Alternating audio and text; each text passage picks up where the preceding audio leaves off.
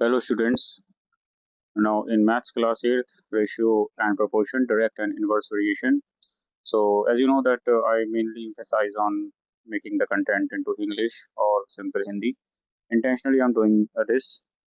So ये आपका पहला पार्ट है, इसको आप ध्यान से समझिएगा that this chapter is part of extension जो आपका आप पहले पढ़ चुके हो but फिर भी it's a sort of extension और इसी को हम अभी इसको कंटिन्यू करके देखेंगे। तो पहला इसमें कंसेप्ट आता है रेशियो एंड प्रोपोर्शन, डायरेक्ट और इनवर्स वर्शन। तो ये मैंने एक प्रेजेंटेशन है एंड इसको इसमें क्या मिलेगा इस गाइड में कि भाई कंसेप्ट रेशियो क्या होता है।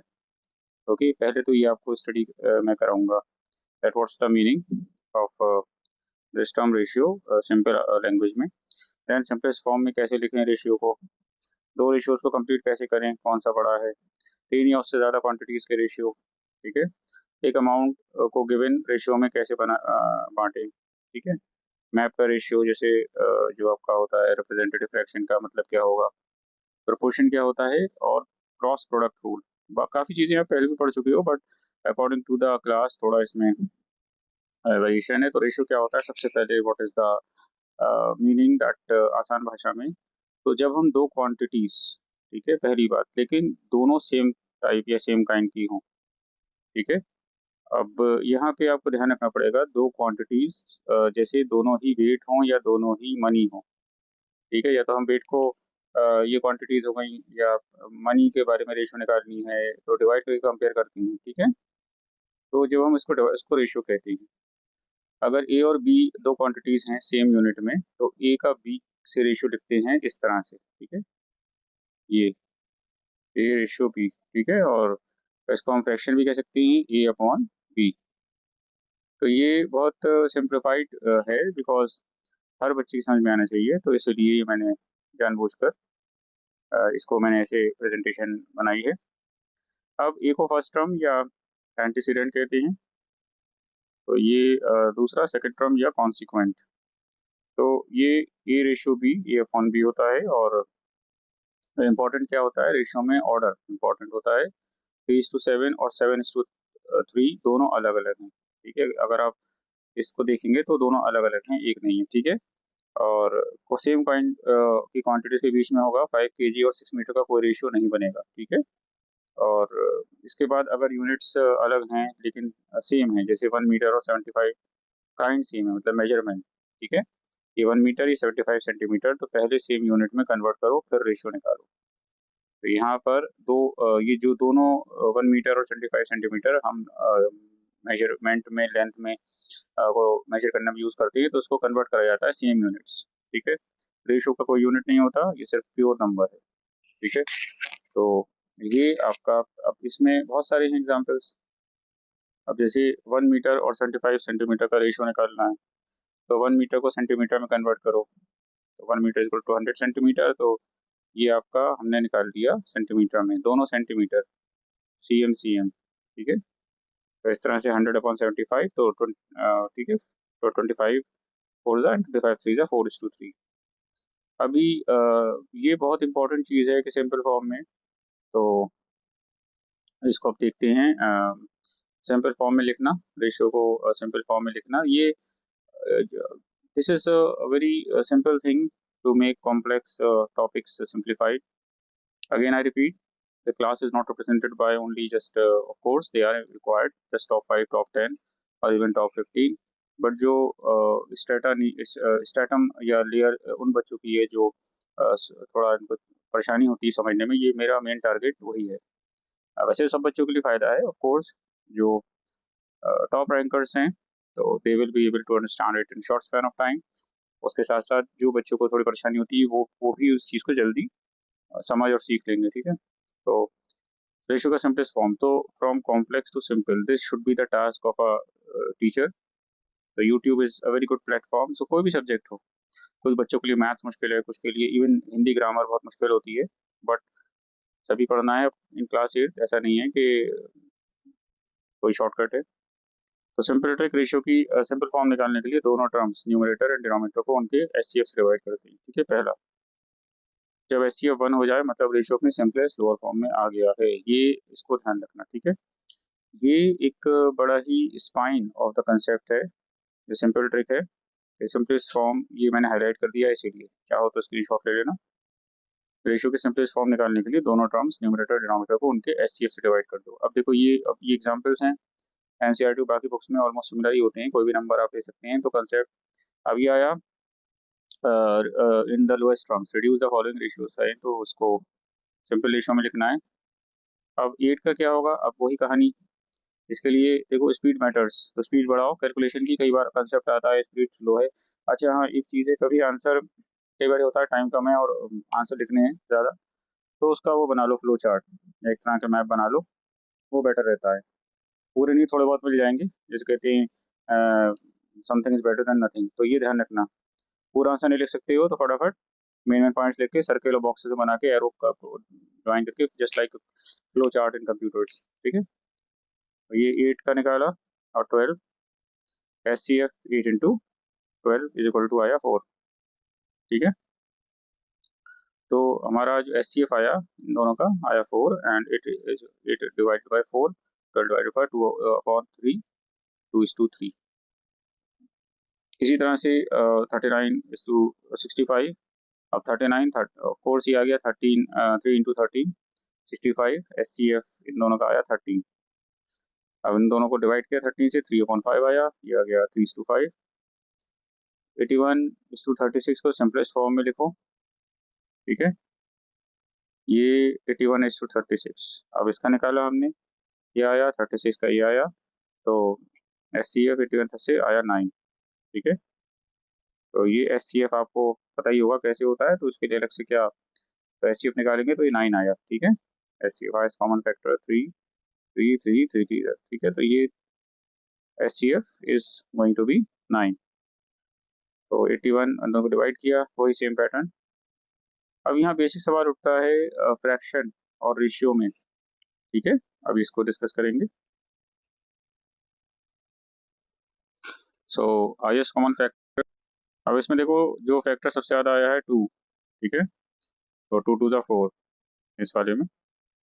देन द सेकंड वन आप ये देखिए that 30 is the highest common factor दोनों में। And in example 3 we can see इसमें भी 3 है HCF हाईएस्ट कॉमन, एंड इसमें 3, तो ये 9। अब जो middle part of this topic, before you are going to understand complete core of crux of the concept, so fraction और रेशियो में क्या मेन डिफरेंस या फर्क होता है, अंतर। सो फ्रैक्शन जो है एक क्वांटिटी का पार्ट बताता है, ठीक है, पहली बार, ठीक है। जैसे 2/5 मतलब 5 बराबर हिस्सों में, ठीक है। 2/5 5 बराबर हिस्सों में से दो हिस्से, दो पार्ट्स, ठीक है। और ये कोई इतना बड़ा हुआ नहीं, मैं कह रहा हूँ हुआ मत बनाओ किसी चीज़ को। जिन बच्चों को थोड़ा इशू है लर्निंग का, काम करो उस पर, बिल्कुल डर मत बैठाओ। अब तो इतना गाइडेंस है, एवरीथिंग इज देयर। फ्रैक्शन तो एक क्वांटिटी का, तो 2/5, ये इतना आइडिया आपको प्रीवियस क्लास से भी है, लेकिन फिर भी, तो ये 2 पार्ट्स, ठीक है, in out of 5 equal parts. And ratio दो क्वांटिटीज को डिवाइड करके कंपेयर करने का तरीका है। 2:5 मतलब दो क्वांटिटीज 2 और 5 का कंपैरिजन। फ्रैक्शन में डिनोमिनेटर टोटल पार्ट्स बताता है, रेशियो में जो है टर्म्स का सम, ठीक है। रेशियो में टर्म्स का सम टोटल पार्ट्स बताता है। तो अभी धीरे धीरे क्लियर होता जाएगा। जैसे अब दो रेशियोज को कंपेयर करना, कैसे हम कंपेयर करेंगे, तो this is going to be जो मेथड है, तो दोनों रेशियोज का फ्रैक्शन में बदलो पहला, ठीक है, फर्स्ट फ्रैक्शन में बदलो, फिर उनको सेम डिनोमिनेटर LCM का यूज करके वाली लाइक फ्रैक्शन से बदलो, जिसका डिनोमिनेटर बड़ा होगा वही रेशियो बड़ा होगा। अब देखो एग्जांपल्स, कौन सा बड़ा है, विच वन इज बिगर और ग्रेटर, यहाँ पे ग्रेटर वर्ड यूज करेंगे। सो इन दिस केस 3:4, 3/4 और 5/6, तो LCM ऑफ 4 एंड 6 जो है 12 आता है, ऑफ कोर्स। तो 3/4 is equal to 9/12, 5/6 is equal to 10/12, ठीक है। 10 इज ग्रेटर देन 9, इसलिए 10/12 इज ग्रेटर देन 9/12, तो 5/6 बड़ा रेशियो है। तो ये देखो 3/4 के लिए हम जो हिसाब करते हैं, ये ये पूरी कहानी है, कोई इसमें रॉकेट साइंस नहीं है। सिस्टमैटिक वे में पढ़ोगे तो हुआ बनने से बच जाएगा सब्जेक्ट, वरना it will engulf your peace of mind if not now in 9th and above classes, higher classes. So ये आ गया 9/12, ठीक है। सो इसके बाद 5/6 है, ये 5/6 की है, तो हो गई आपकी आपकी 3/4 की कहानी। 5/6 कुछ चैप्टर्स ऐसे हैं, it's a sort of revision down the memory lane जो बोलते हैं। तो this is going to be 5 into 2, then 6 into 2, तो ये 10/12। तो अब ये 10 is greater than 9, that's why 10/12 is greater than 9/12, तो इसलिए 5/6 बड़ा रेशियो है, ठीक है। ये पूरी कहानी। इसके बाद जो कंसेप्ट हैं, जब रेशियो में 2 से ज़्यादा टर्म्स हो, अब क्या करें, अब तक 2 चल रहा था, अब जब 3 हो गए, 2 से ज़्यादा टर्म्स हो, तो ऑफकोर्स यहाँ पर 3 या उससे ज़्यादा सेम काइंड क्वांटिटीज, ठीक है, सेम काइंड क्वांटिटीज का रेशियो A/B/C लिखा जाता है। और अगर वो क्वांटिटीज होती हैं, जैसे ए के, बी के, सी के हो और के पॉजिटिव नंबर हो, कोई भी पॉजिटिव नंबर हो के, then what to do in this case, ठीक है। तो डेली लाइफ के एग्जांपल्स हैं, रोजमर्रा मतलब डेली लाइफ जो हमारी डे टू डे लाइफ है। तो रोशनी पेंट बनाती है, तो पेंट में क्या रेशो रखेगी, रेड रेड ग्रीन येलो का जो कलर में कॉम्बिनेशन होता है। जो जिन बच्चों को अच्छी तरह से ये थोड़ा क्रेज है आर्ट्स एंड क्राफ्ट का, तो 3:2:5। फिर खुशबू स्पाइस मिक्स बनाती है, कोरिएंडर, चिली, सॉल्ट, फेनुग्रीक, के मसाले मिलाती है इस रेशो में। अब जैसे ये स्कूल लाइब्रेरी, अभी एग्जाम्पल में है भाई, स्कूल की लाइब्रेरी का अभी इसमें और इतनी बुक्स हैं, उड़िया, हिंदी, इंग्लिश बुक्स हैं 3:2:1 के रेशियो में। और अगर 288 उड़िया बुक्स हैं, तो हिंदी और इंग्लिश की बुक्स कितनी हैं। अब उड़िया बुक्स का पार्ट 3 है, ठीक है। अब अगर 3 parts is equal to 208 books, तो 1 पार्ट कितना होगा, ऑब्वियसली ये एक तरह का आपका रिलेशन बनता है। तो 288 divided by 3, 96 books. Hindi books 2 parts, ये लो, ये आ गया। 192 बुक्स। इंग्लिश बुक्स 1 पार्ट, ये आ गया। तो ज़्यादा इसमें फिर मैं रिपीट करूंगा, टाइम कम हो और क्वेश्चन ज़्यादा हो, मान लो 2 क्वेश्चन करने हैं, तो फटाफट फ्लो चार्ट बना लो। 0 से अच्छा है, कुछ नंबर मिल ही आएंगे। अगर 3/3 नहीं मिलेंगे तो 2 या 2.5 तो मिल ही आएंगे, ठीक है। तो अब एक क्वांटिटी को गिवन रेशियो में बांटना, ठीक है, एक क्वांटिटी है उसको गिवन रेशियो में कैसे बांटोगे। तो अब फॉर्मूला क्या है, एक्स को रेशियो m/n में बांटने के लिए पहले हम m+n निकालते हैं, फिर first part m into x upon m plus n, और second part n into x upon m plus n। अब ये है क्वेश्चन हैं, 400 को उत्कर्ष और रिया में 2:3 के रेशियो में बांटना है। तो अब ये सम कर दिया, उत्कर्ष को मिलेगा 2/5 इंटू 400, ये 160। रिया को मिलेगा 0.5 इंटू 400, हो गई कहानी खत्म। अब जब 3 से ज़्यादा टर्म्स हो, तो ये it's like a video game. Sometimes ऐसा लगता है मैथ्स का कोई भी चैप्टर पढ़ रहे हो, तो वो जो लेवल है बढ़ता जाता है, जो आपका कंप्यूटर गेम। अब तो ठीक है, तो उस तरह से ABCD, तो फर्स्ट पार्ट इस तरह से, सेकंड पार्ट ये, थर्ड पार्ट इस तरह से, ये आगे। ये एग्जाम्पल को मैंने बहुत सिंप्लीफाई कर दिया है, ज़्यादा इसको अब हर पॉइंट में लिखूँगा, कुछ अच्छे, बहुत अच्छे एग्जाम्पल्स हैं, तो इसीलिए अब उसमें लैंग्वेज लिखूँ, फिर मैं उसका सॉल्यूशन लिखूँ, that will be a unnecessary consumption of time. Time is the currency.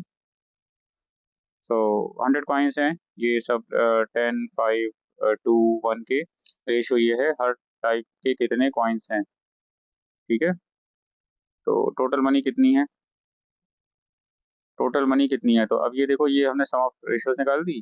10 के कॉइन्स, अब 10 के कॉइन्स के लिए 4 इंटू जो है 100/10 40, 5 के कॉइन्स 3 इंटू 100/10 30, 2 के कॉइन्स, तो ये टोटल मनी कितना आ गया 40 इंटू 10 दिस एंड दैट, तो टोटल निकाल लिए 600 रुपये, ठीक है। पॉकेट मनी के हिसाब से तो सही है 600।